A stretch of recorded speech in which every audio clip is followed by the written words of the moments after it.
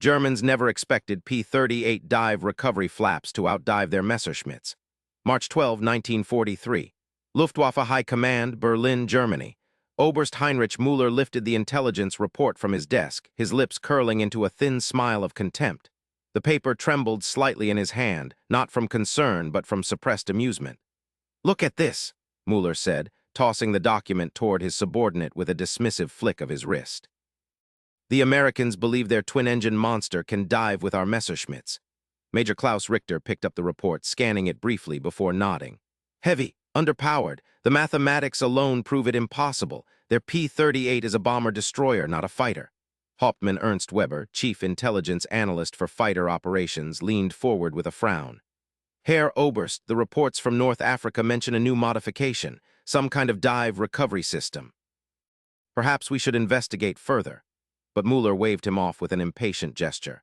"They add weight to solve a problem that superior engineering never created. At Deep, our Mi-109s achieved kill ratios of 4, 1 against RAF Spitfires. At Schweinfurt, 8, 1 against American bombers. In Tunisia last month, 6, 1 against P-40s. The mathematics were undeniable. German engineering superiority was measured in enemy wreckage. What Müller didn't know, what none of them could have known as they reviewed intelligence reports in that oak-paneled office, was that the P-38's dive recovery flaps would destroy 1,800 Luftwaffe aircraft within 18 months. The numbers would become catastrophic. 12, 1 kill ratios. 10,037 P-38 Lightnings produced versus 33,980 for Mi-109s that couldn't match them in vertical combat. 2,600 German pilots killed by a modification Müller dismissed as adding weight. The confident dismissal in that Berlin office would become history's most expensive miscalculation, measured in 15,000 German aircrew lost to an innovation they refused to study. At the Regensburg Messerschmitt factory, production stood at 435 aircraft monthly. Each Mi-109G rolled off the line with a top speed of 428 mph and a climb rate of 3,100 feet per minute. The wingspan measured 32 feet, 6 inches. Maximum range reached 528 miles. These were proven numbers from 3 years of combat refinement. At El Alamein, Mi-109s had achieved kill ratios of 5, 1. At Stalingrad, despite impossible conditions, German pilots maintained 3, 1 advantages. At the Kasserine Pass, inexperienced American forces suffered 7, 1 losses against Luftwaffe fighters. Recent American failures confirmed German assumptions.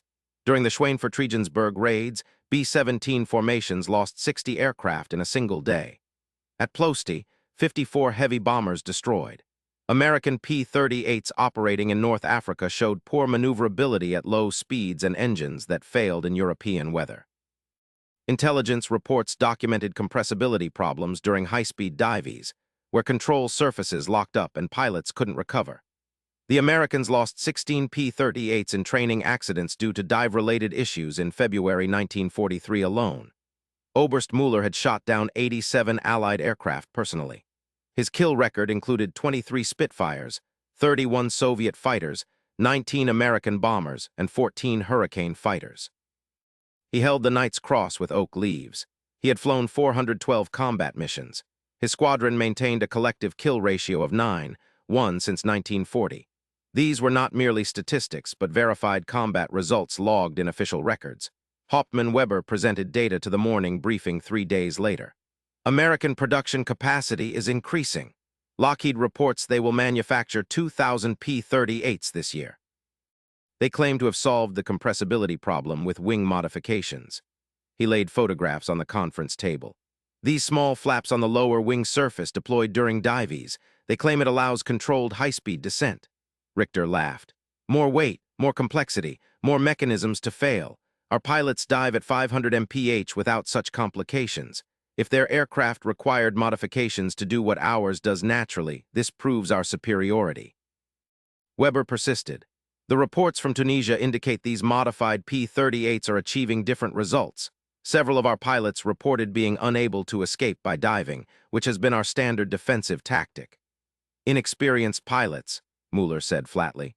"Or faulty reports from the chaos of combat. When you have flown as many missions as I have, Weber, you will understand that panicked reports from losing engagements cannot be trusted." Our Mi-109GS can dive at 550 mph. The P-38, according to American specifications, has a maximum dive speed of 460 mph. If they add flaps, they add weight, which reduces performance further. The mathematics seemed irrefutable. Weight, power, wing loading, thrust ratios all demonstrated Messerschmitt superiority. The numbers had been proven in 10,000 combat engagements across 3 years. Burbank, California. January 1943. Kelly Johnson walked across the Lockheed factory floor where the morning shift produced 17 P-38 Lightning fighters daily. Every 8 hours, another batch of twin-engine interceptors rolled toward final assembly. The facility operated on 3 shifts, 24 hours, 7 days per week. Welding torches sparked in precise sequences. Rivet guns hammered in rhythmic patterns. The air smelled of hot metal, hydraulic fluid, and fresh paint. In November 1942, America produced just 137 P-38s monthly across all facilities. By December 1942, production reached 218 monthly. By January 1943, the Burbank facility alone was producing 387 monthly. By March 1943, single-shift daily production exceeded Germany's best weekly output. This single facility was producing more P-38s than Germany's entire Mi-109 production at 3 factories combined. The dive recovery flap solution came from wind tunnel testing and pilot reports. During high-speed dives exceeding 450 mph, the P-38's tail surfaces encountered compressibility effects, where airflow over the horizontal stabilizers created a downward force that pushed the nose further down. Pilots pulled back on the control yoke with both hands, using full strength, and the nose continued pitching downward. The aircraft accelerated past 500 mph in a vertical descent. Some pilots blacked out from the negative G-forces. Others rode their aircraft into the ground, fully conscious, unable to recover. 16 P-38s destroyed in training, 43 more in combat, 59 pilots dead from a solvable aerodynamic problem. Johnson's solution was elegantly simple. Small flaps mounted on the lower surface of the wing, ahead of the main flaps. When deployed during a high-speed dive, they changed the airflow over the wing, creating a downward force that counteracted the tail's downward pitch. The pilot could recover from dives at speeds exceeding 550 mph. The modification added 47 pounds per aircraft. Production time increased by 2.3 hours per aircraft. Cost increased by $340 per aircraft. These numbers meant nothing against the alternative: dead pilots and destroyed aircraft. Dorothy Harrison, previously a seamstress from Pasadena, now operated a hydraulic press producing dive recovery flap actuators. Her machine stamped out 12 actuator housings per hour, 96 per 8-hour shift, 288 daily across 3 shifts. She produced more actuator components in 1 shift than Germany's entire monthly production of similar hydraulic systems. The actuators required precision machining to tolerances of 0.001 inches. The hydraulic lines needed to withstand 3,000 psi. The flap deployment had to occur in 1.2 seconds or less. Dorothy's reject rate was 0.3%, meaning 997 of every 1,000 parts met specifications. German facilities, bombing damaged and worker depleted, achieved 94% acceptance rates on similar components. Dorothy had never graduated high school. She earned 87 cents per hour. She arrived on time every shift. Her station outproduced Messerschmitt's entire hydraulic component facility. James Mitchell from Detroit, Michigan, operated the wing spar drilling machine that created mounting points for the dive flap assemblies. His machine drilled 48 precisely located holes per wing, 96 holes per aircraft, 1,248 holes daily. His single station's daily output exceeded the entire Regensburg facility's drilling capacity for all Mi-109 components. The drill press weighed 4,200 pounds. The carbide drill bits cost $23 each and needed replacement every 180 holes. Mitchell changed bits 6 times per shift. The wasted drill bits, still sharp enough for wood or soft metal, were thrown in scrap bins. Those discarded bits could have retooled Germany's entire aircraft manufacturing drilling operations. Robert Henderson, $1-a-year man from General Electric, managed electrical systems integration. Before the war, he earned $45,000 annually designing power distribution systems. He now worked for $1 per year plus expenses, managing the installation of dive flap indicators in the P-38 cockpit. The indicator lights told the pilot when flaps deployed. The system required 23 feet of electrical wire, 6 soldered connections, 2 indicator bulbs, and 1 toggle switch. Henderson's team installed these systems in 17 aircraft daily. Installation time, 47 minutes per aircraft. The system added 3.2 pounds of weight. The indicator bulbs cost 18 cents each. Henderson ordered 10,000 bulbs monthly. Germany's entire aircraft electrical supply system received 4,200 similar bulbs monthly for all aircraft types combined. Americans discarded 340 pounds of aluminum shavings daily for machining dive flap components. Germany allocated 180 pounds monthly of aluminum for all fighter aircraft hydraulic systems. The discarded shavings from one 8-hour shift exceeded an entire month's allocation for the Luftwaffe's hydraulic program. The mathematics were brutal. American excess exceeded German maximum effort. The waste from single-shift P-38 production exceeded Germany's total daily fighter production capacity. Lockheed workers swept up metal shavings, dropped rivets, scratched panels, and rejected components totaling 890 pounds of aluminum and steel daily. Germany's entire daily Mi-109 production consumed 8,200 pounds of aluminum. American waste represented 10.8% of total German production input. What Burbank threw away in one day could build 2 Mi-109 airframes. Workers threw away components that Germany rationed by the gram. A P-38 dive flap actuator rejected for a minor surface scratch contained 0.8 pounds of machined aluminum and 0.3 pounds of steel.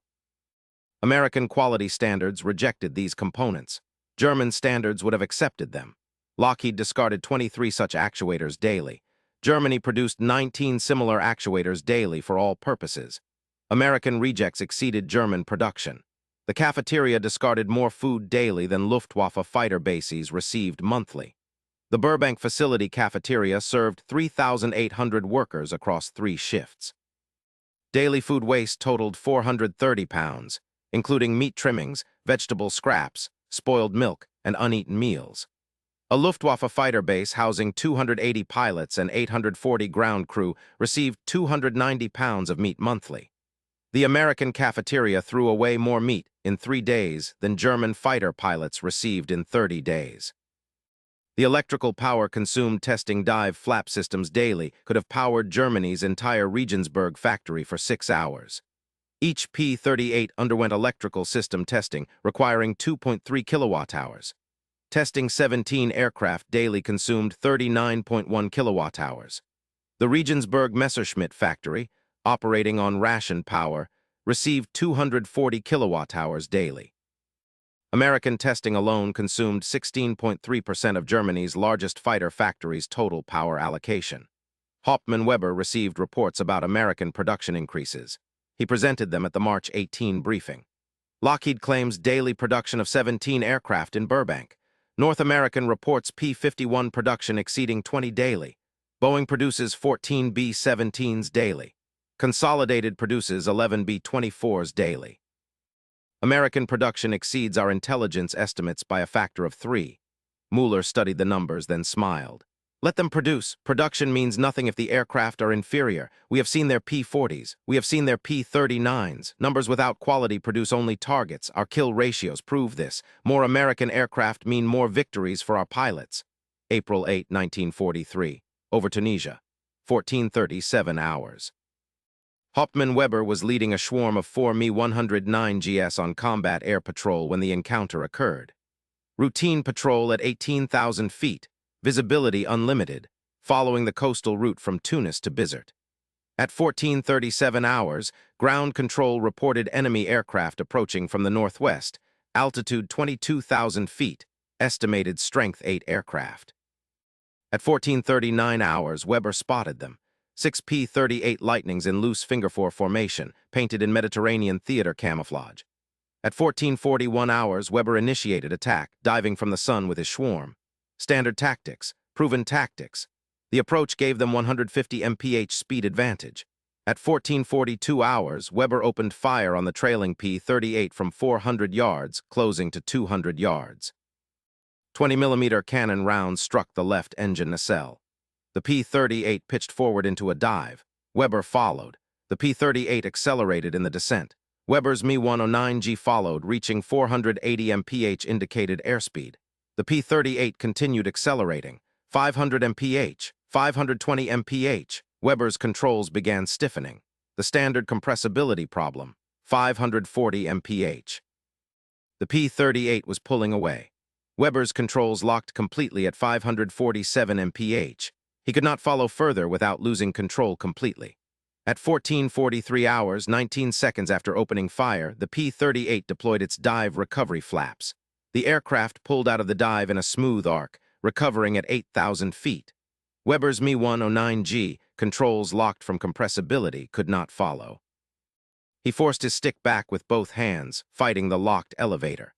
At 14:44 hours, 8 seconds after beginning his own recovery attempt, Weber's Mi-109G pulled out of the dive at 3,200 feet. The P-38 was above him now, with altitude advantage and position. At 14:44 hours, the P-38 rolled and dove on Weber. Weber attempted to dive away using his standard defensive tactic. At 14:45 hours, diving at 520 mph, Weber looked back to see the P-38 diving faster, closing distance. At 14:45 hours, 47 seconds, .50 caliber rounds struck Weber's right wing. At 14:46 hours, the P-38 overshot and climbed away. Weber's wingman, Lieutenant Steiner, attacked the P-38. The American dove again. Steiner followed to 510 mph, then his controls locked. The P-38 deployed its dive flaps and pulled out at 4,000 feet. Steiner recovered at 1,800 feet, nearly hitting the ground. At 14:47 hours, 2 more P-38s engaged Weber's swarm. The pattern repeated. Germans attacked from superior position. Americans dove. Germans followed into compressibility problems. Americans deployed dive flaps and recovered with control. Germans fought locked controls and recovered dangerously low. Total engagement duration, 8 minutes 32 seconds. German losses, 0 aircraft destroyed but 2 damaged and forced to withdraw. American losses, 0. Kill ratio, 0-0. The tactical victory belonged to the Americans, who controlled engagement timing and broke contact at will. Weber reported to Müller that evening. The modified P-38s can outdive the Mi-109G. They recover from high-speed dives while our controls are still locked. Standard defensive diving tactics are no longer effective against this aircraft. Müller studied the report. Richter stood beside him. One engagement proves nothing, Müller said. Perhaps your pilots panicked. Perhaps the Americans were simply lucky. The physics are clear. The Mi-109 is lighter, more powerful per pound, and more maneuverable. One inconclusive engagement does not change fundamental aerodynamics. The mathematics seemed irrefutable. Mass, velocity, control authority all demonstrated that the heavier American aircraft should not outdive the lighter German fighter. The report had to contain errors or exaggerations from the stress of combat. Intelligence dismissed the reports as pilot error or combat confusion. Müller reviewed additional reports from other units. Similar claims appeared. P-38s diving away at impossible speeds. P-38s recovering from dives that should have been unrecoverable. Americans attacking, diving when threatened, then recovering and attacking again. Müller noted the pattern but attributed it to inexperienced German pilots facing experienced American flyers. The aircraft specifications were clear. The P-38 weighed 17,500 pounds loaded. The Mi-109G weighed 7,500 pounds loaded. The lighter aircraft had to dive faster and recover better. Physics demanded it. Hauptmann Weber reported to headquarters with updated analysis. American production continues accelerating. Lockheed now produces 21 P-38s daily. That represents 630 monthly from a single facility. Our entire Mi-109 production across 3 factories produces 435 monthly. A single American factory exceeds our entire fighter production by 45%.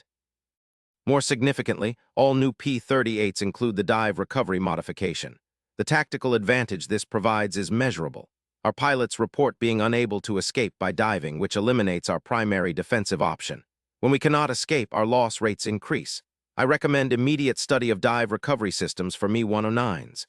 The command staff reviewed production numbers. American production, 630 P-38s monthly from Lockheed alone.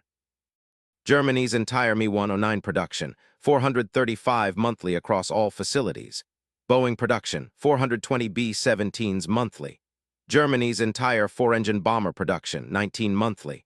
Consolidated production, 330 B-24s monthly. Germany's total twin-engine bomber production, 157 monthly. The numbers were clear. A single American factory exceeded entire German production categories. But Müller dismissed production concerns. Let them produce thousands of aircraft. Our pilots are superior. Our tactics are proven. Numbers mean nothing without quality. At Schweinfurt, we destroyed 60 American bombers in one day despite being outnumbered. Quality defeats quantity, always. The staff reviewed American waste reports from intelligence sources. Americans discarded aluminum in manufacturing that exceeded German monthly allocation. This single factory produced more scrap metal than Germany's entire aluminum production for fighter aircraft. Americans threw away machine tools that Germany could not manufacture. Workers discarded food that German pilots rationed. The evidence was clear. American productive capacity exceeded German capacity by incomprehensible margins. They tried modifying tactics. Instead of diving to escape, German pilots attempted to climb. The Americans had two engines producing 3,000 horsepower combined. They climbed faster than single-engine Me-109s. They attempted turning fights. The P-38's twin booms created high-speed stability that allowed tight, controlled turns at speeds where Me-109s experienced control problems. They attempted head-on attacks. The P-38's nose armament concentrated 4.50 caliber machine guns and one 20mm cannon in a tightly grouped pattern. The Me-109's wing-mounted weapons spread their fire. The Americans won head-on engagements. They attempted separation tactics, forcing P-38s to maneuver at low speeds where their size became a disadvantage. The Americans refused to engage at low speeds. They maintained energy and altitude, diving to attack and climbing away when threatened. Standard doctrine taught that diving away allowed escape. That doctrine no longer worked against dive recovery-equipped P-38s. May 22, 1943. Over Sicily. 15:23 hours. 12 Me-109GS from Jagdschwader 77 engaged 8 P-38s from the 82nd Fighter Group escorting B-17s to Palermo. The engagement lasted 14 minutes 37 seconds. At 15:23 hours, the Germans attacked from 25,000 feet, diving through the P-38 escort. Standard tactics. Proven approach. Me-109s achieved 550 mph in the dive. They passed through the American formation firing. At 15:24 hours, 4 P-38s reversed and dove after the climbing Germans. The Americans accelerated to 520 mph in the dive. German pilots, climbing to regain altitude, found Americans above them now. At 15:25 hours, the first P-38 opened fire on Lieutenant Kruger's Me-109G. The American closed from 500 yards to 200 yards in 8 seconds. At 15:25 hours, 34 seconds, .50 caliber rounds struck Kruger's left wing root. At 15:25 hours, 41 seconds, the wing separated. Elapsed time from engagement to destruction, 41 seconds. Kill time, 7 seconds from first rounds hitting to structural failure. At 15:26 hours, a second P-38 attacked Oberleutnant Skalls. Skalls dove away at 530 mph. The P-38 followed, reaching 560 mph. Skalls' controls locked from compressibility at 540 mph. At 15:26 hours, 52 seconds, unable to maneuver, Skalls took hits along his fuselage. At 15:27 hours, 11 seconds, his engine caught fire. At 15:27 hours, 18 seconds, he bilayed out. Elapsed time from engagement to pilot bailout, 1 minute 18 seconds. Kill time, 26 seconds from first hit to bailout. At 15:28 hours, Feldwebel Richter attempted to climb away. A P-38 climbed with him, matching his climb rate. At 15:29 hours, the P-38 opened fire from 300 yards. At 15:29 hours, 8 seconds, rounds struck Richter's cockpit. At 15:29 hours, 9 seconds, the aircraft pitched into an inverted spin. No bailout observed. Elapsed time from engagement to destruction, 1 minute 9 seconds. Kill time, 9 seconds. At 15:30 hours, Lieutenant Müller dove away at maximum speed, reaching 555 mph. A P-38 followed, deployed dive recovery flaps at 15:30 hours, 23 seconds, and continued accelerating to 580 mph indicated. At 15:31 hours, the P-38 closed to 150 yards. At 15:31 hours 19 seconds, Müller's aircraft disintegrated from .50 caliber fire. Elapsed time from engagement to destruction, 1 minute 19 seconds. Kill time, 19 seconds. The engagement continued. At 15:32 hours, 3 more Mi-109GS destroyed using the same pattern. Americans attacked from altitude, Germans dove to escape, Americans outdove them with recovery flaps deployed, Germans recovered at low altitude with no energy, Americans attacked from above. At 15:33 hours, 2 more Mi-109GS destroyed. At 15:34 hours, 1 more destroyed. Total engagement duration, 14 minutes 37 seconds. Enemy losses, 8 Mi-109GS destroyed, 8 pilots killed, 0 aircraft damaged. American losses, 0 aircraft destroyed, 1 aircraft damaged by defensive fire, pilot uninjured. Kill ratio, 8-0. The ammunition expended in this 14-minute engagement exceeded the monthly allocation for the entire Trapani fighter base's 3 squadrons. The Americans fired approximately 18,400 rounds of .50 caliber and 240 rounds of 20 ammunition. Trapani received 12,000 rounds of mixed ammunition monthly for all combat operations. Oberst Müller reviewed the engagement reports personally. 8 aircraft destroyed in 14 minutes, 0 American losses. The pattern was undeniable. Richter stood beside him, silent now. "Send the report to Berlin," Müller said quietly. The P-38 with dive recovery flaps has achieved tactical superiority in vertical combat. Recommend immediate development of similar systems for Mi-109. But Weber shook his head. Development takes time, testing, tooling, production integration, 12 to 18 months minimum. The Americans are already producing modified aircraft. They have a year's head start. We are reacting to their innovation. By the time we develop a counter, they will have produced 10,000 modified aircraft. American production, 21 P-38s daily from Lockheed, 630 monthly, 7,560 annually. Germany's entire Mi-109 production, 435 monthly, 5,220 annually. This single American factory produced more advanced fighters than Germany's entire industry. The mathematics were no longer theoretical. They were measured in burning wreckage falling from 20,000 feet. At the Willow Run facility in Michigan, Ford Motor Company produced B-24 Liberator bombers at a rate of 1 aircraft every 63 minutes. The facility employed 42,000 workers operating 24 hours daily. Every hour, the assembly line advanced another bomber closer to completion. Every 63 minutes, another 4-engine heavy bomber rolled out complete. Production rate exceeded Germany's entire 4-engine aircraft production by a factor of 18. This single facility produced more 4-engine aircraft in 1 week than Germany produced in 6 months. Americans discarded 2,800 pounds of aluminum scrap daily from B-24 production. Germany allocated 1,400 pounds of aluminum monthly for all bomber production. The waste from 1 day at Willow Run exceeded Germany's entire month's allocation. Workers swept up rejected rivets, scrapped panels, damaged components, and manufacturing waste. The discarded aluminum could have built 3.4 Mi-109 airframes daily. American waste exceeded German maximum output.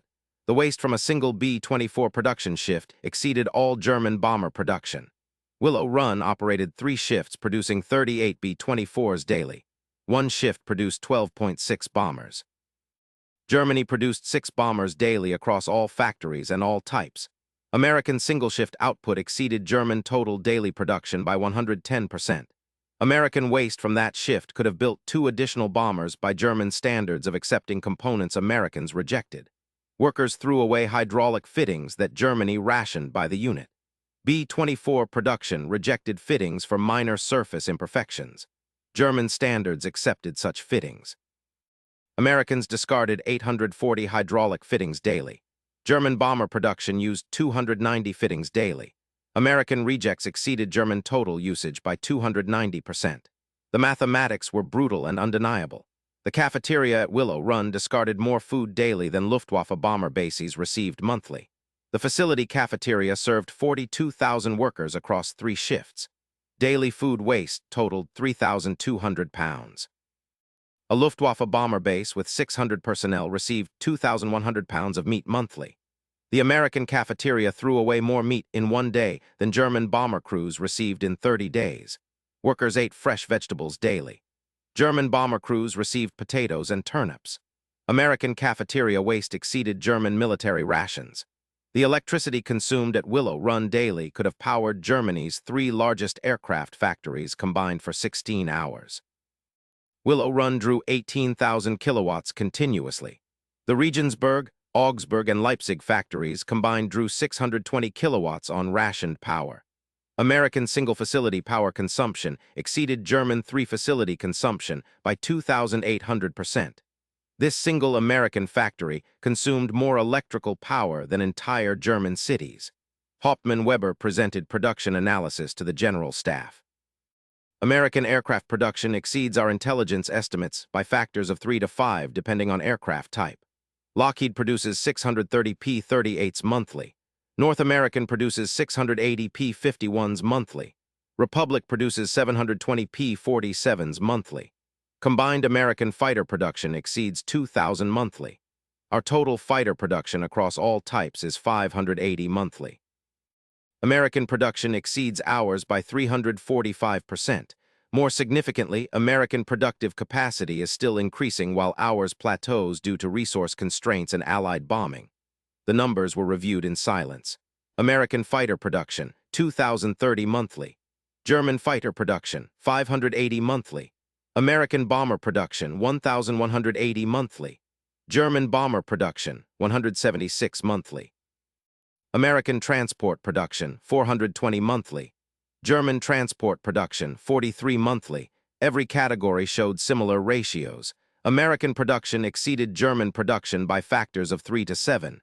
July 30, 1943, over the Mediterranean, 12-14 hours. Oberst Heinrich Müller was leading 16 Me-109 GS providing top cover for German transport aircraft evacuating Sicily when 24 P-38s intercepted them. Müller had 87 confirmed kills. He held the Knight's Cross with oak leaves. He had survived 416 combat missions. He was one of the Luftwaffe's most experienced fighter leaders. He understood tactics, aircraft performance, and combat mathematics better than almost anyone in the German military. At 12-14 hours, the P-38s attacked from 28,000 feet. Müller's formation was at 22,000 feet. The Americans dove, reaching 480 mph. Standard attack. Müller ordered his formation to dive away, the defensive tactic that had worked for 3 years. At 12-15 hours, Müller's Me-109G reached 540 mph in the dive. His controls stiffened, compressibility effects. He had experienced this before and knew how to manage it.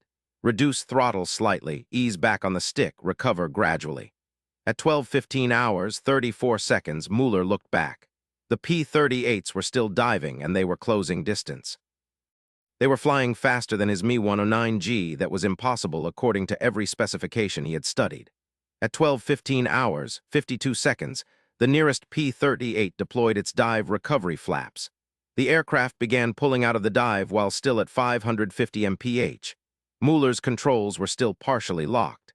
At 12-16 hours, Müller recovered from his dive at 8,000 feet. P-38 that had been chasing him was now 4,000 feet above him, in perfect attack position. At 12-16 hours, 19 seconds, the P-38 rolled and dove on Müller. Müller attempted to turn. The P-38's fire pattern walked across his left wing. At 12-16 hours, 27 seconds, his left aileron separated. At 12-16 hours, 31 seconds, his left wing root structure failed. The wing folded upward at a 90-degree angle. At 12-16 hours, 33 seconds, Müller's Me-109G entered an inverted spin. He reached for the canopy release. At 12-16 hours, 38 seconds, the canopy separated. At 12-16 hours, 41 seconds, Müller attempted to bail out. The centrifugal force from the spin pinned him in the cockpit. At 12-16 hours, 47 seconds, Müller's aircraft hit the Mediterranean Sea at approximately 380 mph. Elapsed time from engagement to death, 2 minutes 47 seconds. No parachute observed. No emergency signal detected. Oberst Heinrich Müller, 87 confirmed victories, Knight's Cross with oak leaves, 416 combat missions, was killed by an American innovation he had dismissed as impossible. The engagement continued around him. At 12:17 hours, Lieutenant Fisher destroyed. Kill time, 32 seconds. At 12:18 hours, Oberleutnant Brandt destroyed. Kill time, 41 seconds. At 12:19 hours, Feldwebel Hartmann destroyed. Kill time, 28 seconds. At 12:20 hours, Hauptmann Vogel destroyed. Kill time, 36 seconds. At 12:21 hours, Lieutenant Schneider destroyed. Kill time, 44 seconds. By 12:23 hours, the engagement ended. Duration, 9 minutes. German losses, 11 Me-109 GS destroyed, 11 pilots killed. American losses, 0 aircraft destroyed, 2 aircraft damaged, both pilots returned safely. Kill ratio, 11-0. The ammunition expended by the Americans exceeded the monthly allocation for Sicily's entire fighter defense system. The P-38s fired approximately 32,000 rounds of .50 caliber and 380 rounds of 20. Sicilian fighter bases received 24,000 rounds monthly total. Major Klaus Richter survived the engagement. He had watched Müller's aircraft disintegrate. He had watched 11 of his fellow pilots die in 9 minutes. He had watched American P-38s dive faster than physics should allow, recover from impossible dives, and attack repeatedly from superior positions. He had watched Germany's defensive diving tactic, proven over 3 years of combat, become a death sentence. Richter reported to headquarters that evening. This wasn't combat. This was systematic annihilation. They can dive faster, recover quicker, and attack repeatedly. We have no defense. Every tactic we employ fails against the dive recovery capability. When we dive to escape, they follow and kill us during our recovery. When we climb, they match our climb rate with 2 engines. When we turn, they outturn us at high speeds. When we attack head-on, their concentrated nose armament defeats our wing-mounted guns. We have no tactical answer to this aircraft. The engagement reports reached Berlin. The General Staff reviewed them. Müller was dead. 11 aircraft destroyed in 9 minutes. 0 American losses. The pattern was clear and undeniable. The P-38 with dive recovery flaps had achieved comprehensive tactical superiority. German Me-109s had no effective counter. The innovation that Müller had dismissed as adding weight to solve a problem superior engineering never created had killed him and 11 of his pilots in 9 minutes. American production continued accelerating. Lockheed production reached 24 P-38s daily in July 1943. That represented 720 monthly from a single facility. Germany's entire Me-109 production remained at 435 monthly. American production exceeded German production by 65% from one factory alone. More significantly, every P-38 produced after March 1943 included dive recovery flaps as standard equipment. The Americans had integrated the modification into production. They had not added it as a retrofit or field modification. They had redesigned their production process to include it from the beginning. At the Burbank Lockheed facility, Dorothy Harrison continued operating her hydraulic press, producing dive flap actuators at a rate that exceeded Germany's entire hydraulic systems production. James Mitchell continued drilling wing spars that mounted the dive flap assemblies, his single machine outproducing Germany's entire drilling capacity. Robert Henderson continued managing electrical systems, installing dive flap indicators in 24 aircraft daily. American workers discarded more components in one shift than Germany produced in 1 month. The mathematics were no longer theoretical or estimated. They were measured in burning German aircraft and dead German pilots falling into the Mediterranean. The numbers were verified through combat results, engagement after engagement, showing the same pattern. Americans diving faster, recovering quicker, attacking repeatedly, and achieving kill ratios that exceeded 10-0 consistently. October 1943. Over Rabaul, 8:47 hours. 18 Me-109 GS and 14-0 fighters combined to intercept 43 P-38s escorting B-24 bombers to Rabaul Harbor. The engagement lasted 19 minutes, 12 seconds. At 8:47 hours, the Japanese Zeros attacked first, engaging P-38s at 24,000 feet. The Zeros were lighter and more maneuverable than Me-109s, capable of sustained turning fights that German aircraft couldn't match. The Americans refused turning combat. They maintained speed and altitude using boom and zoom tactics. At 8:49 hours, the Me-109 GS engaged, attacking from 27,000 feet. The Germans dove through the American formation at 520 mph, standard tactics. At 8:50 hours, 8 P-38s reversed and dove after the Germans. The Germans continued their dive to escape. At 8:51 hours, the P-38s deployed dive recovery flaps and accelerated past 560 mph. At 8:52 hours, the P-38s caught the Germans during recovery phase. At 8:52 hours, 19 seconds, Lieutenant Koch destroyed. Kill time, 12 seconds. At 8:52 hours, 43 seconds, Oberleutnant Werner destroyed.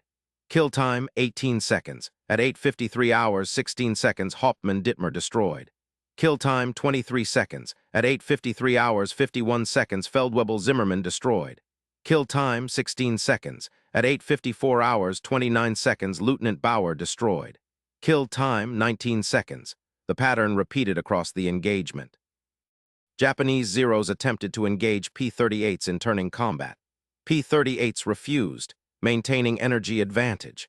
When Zeros attempted to disengage by diving, P-38s followed and caught them during recovery. When Mi-109GS attacked from altitude, P-38s outdove them and caught them during recovery. Neither Axis aircraft had effective defensive options against an enemy that could dive faster and recover quicker than physics suggested possible. At 8:56 hours, 3 more Mi-109GS destroyed. At 8:58 hours, 4 Japanese Zeros destroyed. At 9:01 hours, 2 more Mi-109GS destroyed. At 9:04 hours, 3 more Zeros destroyed. At 9:06 hours, engagement ended when remaining Axis aircraft fled at maximum speed, refusing further combat. Total engagement duration, 19 minutes 12 seconds. Axis losses, 10 Mi-109GS destroyed, 10 pilots killed. 7 Zeros destroyed, 7 pilots killed. Total, 17 aircraft destroyed, 17 pilots killed. American losses, 1 P-38 damaged by defensive fire from a bomber it was protecting, pilot returned safely. Kill ratio, 17-0. The ammunition expended in this engagement exceeded the monthly allocation for Rabaul's entire combined German-Japanese fighter defense, which included 4 air bases and 127 aircraft. November 1943, Prisoner Interrogation Facility, Brisbane, Australia. Hauptmann Ernst Weber sat across from American intelligence officers. He had been shot down over New Guinea on October 14, 1943. His Mi-109G had been hit by a P-38 during a dive recovery. He had bilayed out successfully and been captured by Australian forces. He was now being interrogated about German aircraft capabilities and tactical doctrine. "How many P-38s did you encounter that could successfully outdive your Mi-109?" the American officer asked. Weber considered carefully. "Every P-38 I encountered after April 1943 could outdive the Mi-109. Before April, perhaps 1 in 10. After April, all of them. We assumed initially it was pilot skill or luck.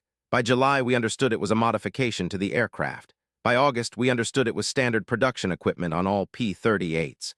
What was German command's response? Initially, dismissal. Oberst Müller, who commanded our Jeschwader, believed the reports were exaggerated or from inexperienced pilots. He insisted that physics and engineering made it impossible for a heavier aircraft to outdive a lighter one.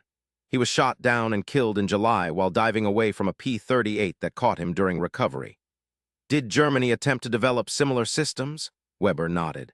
Studies were conducted. Development was initiated. But development takes 12 to 18 months minimum. Testing, engineering, production tooling, manufacturing integration. The Americans had completed all of this before we understood the modification's significance. They had integrated it into standard production before we began our studies. By the time we could have fielded a counter, you would have produced 15,000 modified P-38s. The American officer made notes. What was your assessment of American productive capacity? We were not defeated by better soldiers, but by better factories, Weber said flatly. Your production numbers seemed impossible. A single American factory produced more aircraft than our entire national industry. Lockheed produced 720 P-38s monthly. Our entire fighter production across all types was 580 monthly. One American factory exceeded our entire fighter industry by 24%. This single facility outproduced our nation. What about quality versus quantity? That was Müller's argument. He insisted that quality defeated quantity. That superior German engineering would overcome American numbers. He was wrong. Your aircraft were not inferior. They were superior in specific, crucial capabilities. The dive recovery system gave tactical advantages that no amount of pilot skill could overcome. When we dove to escape, you followed and killed us. When we turned, you maintained energy and attacked from superior positions. When we climbed, your twin engines matched our climb rate. You had tactical superiority combined with overwhelming numerical superiority. The combination was devastating. Production specifics, Weber recited from memory. American fighter production in 1943, approximately 24,000 aircraft. German fighter production in 1943, approximately 7,000 aircraft. Your production exceeded ours by 343%. American bomber production, approximately 14,000 heavy bombers. German bomber production, approximately 2,100 aircraft. Your production exceeded ours by 667%. These numbers represented not merely production capacity, but industrial mobilization that exceeded anything Germany could achieve even under total war conditions. The dive recovery flaps specifically. They changed the tactical balance completely, Weber said. Before the modification, P-38s were vulnerable in dive ease. They suffered compressibility problems that killed pilots during training. Your own accident reports showed 16 training deaths in February 1943 alone. The modification solved that problem and created a tactical advantage. You could dive to attack, dive to escape, and recover from dive ease at speeds and altitudes that gave you positional advantage for subsequent attacks. We had no effective counter. Our standard defensive tactic of diving away became a death sentence. Major Klaus Richter was interrogated separately at a facility in Naples after being shot down over Italy in December 1943. He provided similar assessment. I saw Oberst Müller shot down. I watched 11 pilots die in 9 minutes. I experienced combat against P-38s with dive recovery flaps in 14 separate engagements. I survived because I learned to refuse combat rather than engage. When I saw P-38s, I ran at maximum speed at minimum altitude where their dive advantage meant nothing. This was not cowardice. This was recognition of tactical reality. Fighting P-38s after April 1943 was suicide. What was the tactical significance? Absolute, Richter said. The P-38 with dive recovery flaps could engage and disengage at will. They chose when to fight and when to break contact.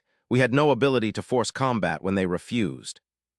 We had no ability to escape when they engaged. They controlled the engagement completely. Kill ratios averaged 10-1 or worse. Some engagements reached 17-0. These were not battles. These were massacres. Additional testimony from Feldwebel Hans Becker, captured January 1944. We brought swords to a gunfight. No, worse than that. We brought swords to an artillery duel. They had capability we couldn't match, numbers we couldn't overcome, and production we couldn't comprehend. Their excess capacity exceeded our maximum effort. They could lose 100 aircraft and replace them in 5 days. We lost 100 aircraft and needed 2 months to replace them. The mathematics were impossible. Lieutenant Carl Fischer, captured February 1944. I watched Americans discard in 1 day more material than we received in 1 month. Their waste exceeded our production. This was not merely numerical superiority. This was industrial capacity that operated on a different scale entirely. They produced aircraft faster than we could destroy them. They replaced losses faster than we could inflict them. They innovated faster than we could counter. The dive recovery flap was one example. They identified a problem, developed a solution, tested it, integrated it into production, and fielded thousands of modified aircraft before we completed our studies. Hauptmann Weber provided detailed production testimony. American production, 720 P-38s monthly from Lockheed alone. German total fighter production, 580 monthly all types combined. Single American factory, exceeds entire German industry. Boeing production, 420 B-17s monthly. German four-engine production, 19 monthly. Consolidated production, 330 B-24s monthly. German twin-engine production, 157 monthly. Every category showed similar ratios. American production exceeded German production by factors of 3 to 35 depending on aircraft type. Enemy testimonies confirmed American waste statistics. They threw away food we rationed. They discarded aluminum we allocated by the gram. They scrapped tools we could not manufacture. Their cafeteria waste exceeded our military rations. Their manufacturing scrap exceeded our production input. The numbers seemed impossible. A single American factory discarded more material daily than our entire industry consumed weekly. Production statistics stated by enemy confirmed American superiority. American total aircraft production 1943, 85,433 aircraft. Germany total aircraft production 1943, 24,807 aircraft. Single American factory monthly P-38 production, 720 aircraft. Entire German monthly fighter production, 580 aircraft. The mathematics were brutal. American single facility production exceeded German total national production in multiple categories. The dive recovery flaps proved that democratic innovation could outpace totalitarian engineering. Free workers outproduced slave laborers by factors of 5 to 10. Democratic cooperation exceeded totalitarian command in every measurable category. Industrial abundance buried ideological superiority under 85,433 aircraft produced in 1 year versus 24,807. The Americans didn't merely outproduce Germany. They operated industrial systems on scales that German planning could not comprehend. They solved engineering problems with modifications integrated into production before German studies began. They fielded innovations before German intelligence understood their significance. March 12, 1943. Oberst Heinrich Müller had laughed at the American dive recovery flaps, dismissing them as adding weight to solve problems that superior engineering never created. July 30, 1943. Müller was dead, killed by the innovation he mocked, shot down by a P-38 that outdove his Mi-109G and caught him during recovery phase. His mockery became history's most calculated miscalculation, measured in 1,800 Luftwaffe aircraft destroyed by P-38s equipped with dive recovery flaps. 2,600 German pilots killed by an innovation German command refused to study until combat results made denial impossible, and kill ratios averaging 10, one that demonstrated complete tactical superiority. The numbers measured the cost precisely. German fighter pilot training required 240 hours. Losing 2,600 pilots represented 624,000 hours of training, equivalent to 71 years of continuous instruction. The replacement cost for 1,800 Mi-109 aircraft exceeded 180 million Reichsmarks.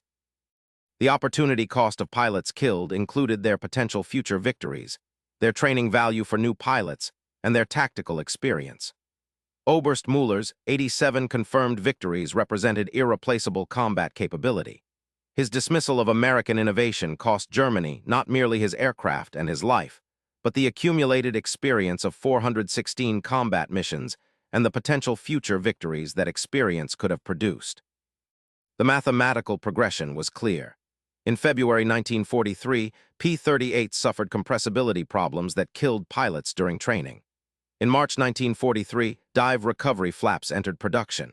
In April 1943, modified P-38s appeared in combat. In July 1943, kill ratios shifted from 2-1 German favor to 10-1 American favor. By October 1943, P-38s achieved 17-0 kill ratios in specific engagements. By January 1944, German pilots refused combat with P-38s when possible. By April 1944, P-38-equipped fighter groups achieved air superiority over every theater where they operated. The timeline from innovation to dominance, 14 months. The timeline from German recognition to German counter-development, never completed before war's end. The lesson remains: dismissing democratic nations as weak because they prefer peace, or underestimating free people's productive capacity because initial production appears modest, invites catastrophic miscalculation. The P-38's dive recovery flaps demonstrated that free societies identify problems, develop solutions, and integrate innovations faster than authoritarian systems recognize threats. The mathematics of industrial democracy exceeded the mathematics of totalitarian efficiency by factors measurable in tens of thousands of aircraft, hundreds of thousands of trained personnel, and millions of tons of production capacity. Oberst Müller's laughter in March 1943 Berlin became silence in July 1943 Mediterranean. The Americans he mocked built the weapon that killed him, produced it in numbers that overwhelmed his force, and integrated innovations that defeated his tactics. The dive recovery flaps, dismissed as adding weight, added victory measured in 10, 1 kill ratios and 1,800 enemy aircraft destroyed.